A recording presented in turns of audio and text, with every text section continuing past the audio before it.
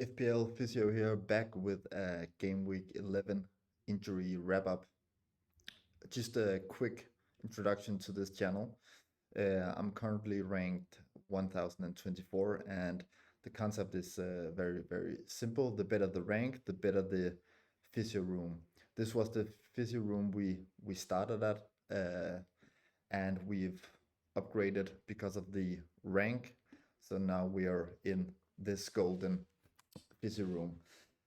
Rank 1024, used bench boost in game week 1 and wildcarded in game week 2. YouTube skills horrible plus. Let's get right into it. We got a lot of injuries to go through, so let's jump right into it. First injury is Anthony Gordon. Got pulled out of the match midweek, and FPL has him as a 50% chance of playing.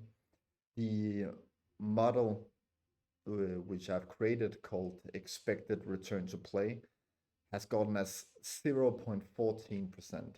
The way the model works is that it looks at crazy amount of data of injury types, the players, injury history, the quotes that has been made about Gordon from the clubs or the manager, tweets, everything, and a lot more. The model has him as 0.14%, which is really interesting. It's a recurrent hip injury.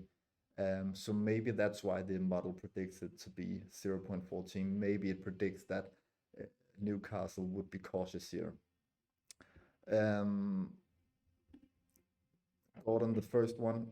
Next one up, Alexander Isak.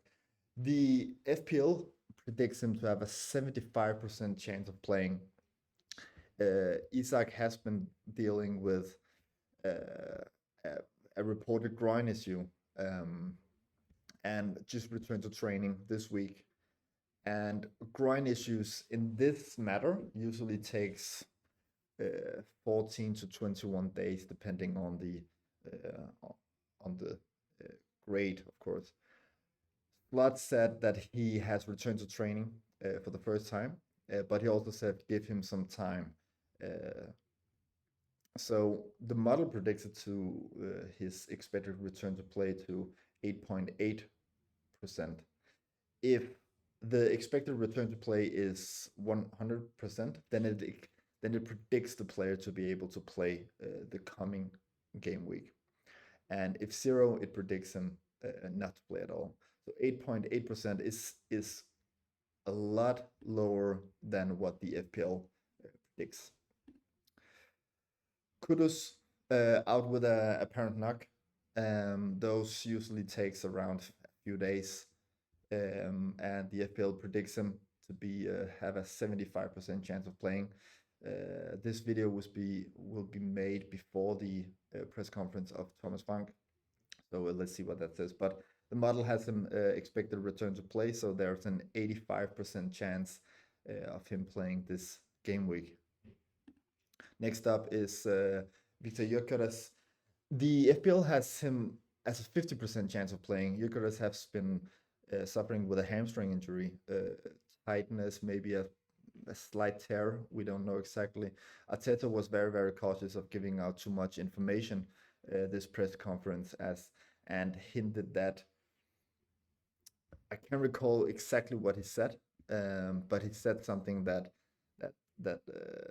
not all of the players they have out right now would be out, but it's close. It could be that they're all out. But anyway, the model predicts him to have 0% chance of playing, which is really interesting. Let's see if the model is correct here, because Arteta didn't say that he is 100% out. So I don't know if the model knows Arteta's wording, because Arteta is very, very mystical. His press conference is all over the place constantly. So maybe the model has experienced that before. So the model predicts 0% chance of Gyökeres to play this game week. That's an interesting one. Ndiaye, Sean Dyche just talked and said that he trained fully, so he should be ready.